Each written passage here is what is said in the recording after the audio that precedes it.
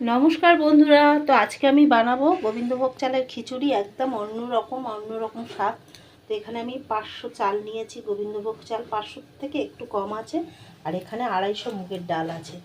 আর আগেই আমি জলটা বসিয়ে দিয়েছিলাম, অল্প সামান্য একটু হলুদ দিয়ে জলটা ফোটার জন্য দিয়েছিলাম। তো জলটা আমার প্রায় ফুটে এসছে। এবার আমি ডালটা দিয়ে দেবো। ডালটা আমি ভেজে ধুয়ে নিয়েছিলাম, ডালটা আমি আগে থেকেই ভেজে নিয়েছিলাম। তো এবার আমি ডালটাকে আগে ভালো করে ফুটিয়ে নেব। ডালটা কিন্তু আমার একদম সিদ্ধ হয়ে গেছে। দেখুন ডালটা সিদ্ধ হয়ে ডালটা কিন্তু ফেটে গিয়েছে। এবার আমি কিন্তু এর মধ্যে চালটা দিয়ে দেবো। জলের পরিমাণটা কিন্তু একদম ঠিকঠাক রাখতে হবে। জলটা কিন্তু একবারেই দিতে হবে। জলটা বারবার দিলে খিচুড়ির টেস্টটা কিন্তু একদম নষ্ট হয়ে যাবে। তো আমি ডালটা সিদ্ধ হয়ে যাওয়ার পরে চালটা দিয়ে দিলাম। এবার আমি একটা মশলার পেস্ট তৈরি করে নেব। তো এখানে রাঁধুনি আছে, রাঁধুনি দেব। এখানে আদা দেব, কিছুটা টমেটো দেব। টমেটোর পরিমাণটা কিন্তু একটু বেশি দিতে হবে। কিছুটা টমেটো দেব আর জিরে দেব, দুটো কাঁচা লঙ্কা দেবো। দিয়ে আমি একটা মশলার পেস্ট তৈরি করে নেব। পেস্টটা আমি তৈরি করে নিয়েছি। তো দেখুন এই যে সব কিছু বেটে নিয়েছি। কড়ার মধ্যে তেল দিয়ে দিয়েছি, ফোড়নে শুকনো লঙ্কা আর তেজপাতা দেব। ফোড়নটা আমার বেশ ভাজা হয়ে গেছে। এবার আমি মশলা পেস্টটা দিয়ে অল্প সামান্য একটু জল দিয়ে এটা ধুয়ে দেব। এর মধ্যে পরিমাণ মতন হলুদ দিয়ে দেব,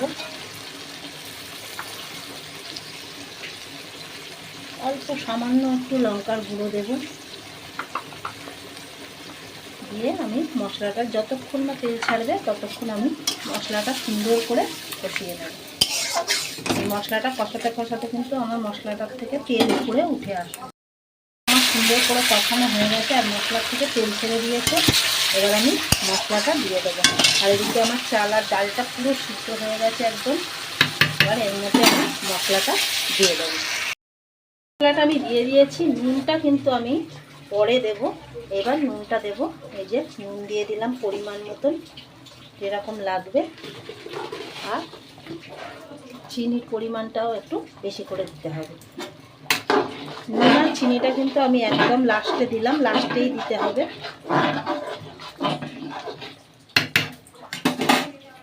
দিয়ে আমি একটু হতে দেব।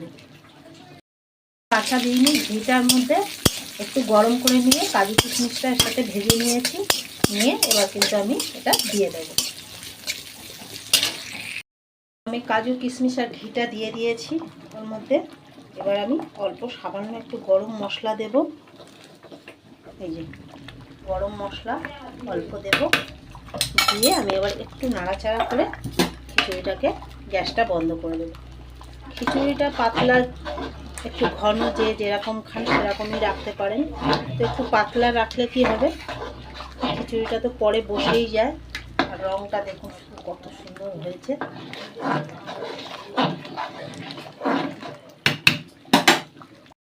তো দেখুন খিচুড়িটা কিন্তু আমার হয়ে গেছে। তো এইভাবে একবার বানিয়ে খেয়ে দেখতে পারেন, খেতে কিন্তু দারুণ হয়।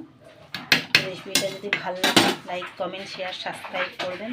তো চলুন পরের ভিডিওতে আবার দেখা হবে। যে কোনো পুজো অনুষ্ঠানে এইভাবে বানিয়ে দেখতে পারেন। একদম অন্য রকম স্বাদ, অন্য রকম কিন্তু খেতে হবে।